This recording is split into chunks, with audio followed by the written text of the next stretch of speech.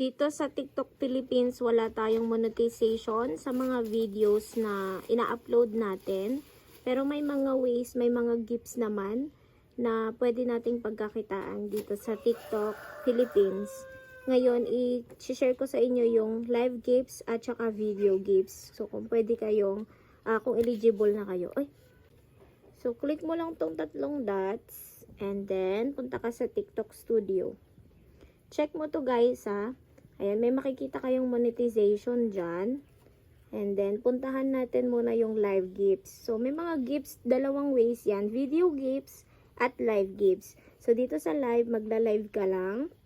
And then, open gift app. Kapag clinic mo yan, ayan, pwede ka nang mag-live, girl. Ayan, mga madam. Ayan, pwede na kayong mag-live.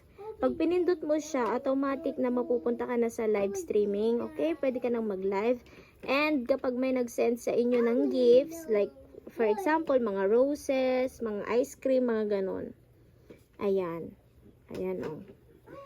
Pwede na ngayong makapagsahod dyan. And then, meron din tayong video gift, which is yung mga pili or mga, yung sinabi ko sa video na mga top performing videos ninyo na pwede na nilang lagyan ng gifts.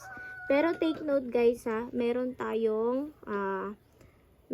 requirements doon ha. And then, ayan, pwede mo siyang i-on sa mga top performing videos. So, kapag clinic mo siya guys, ayan, yan yung kanyang mga requirements. So, kulang pa tayo ng followers. So, kung naabot nyo itong dulo ng ating video, please follow me and comment down below kung meron na kayo nito.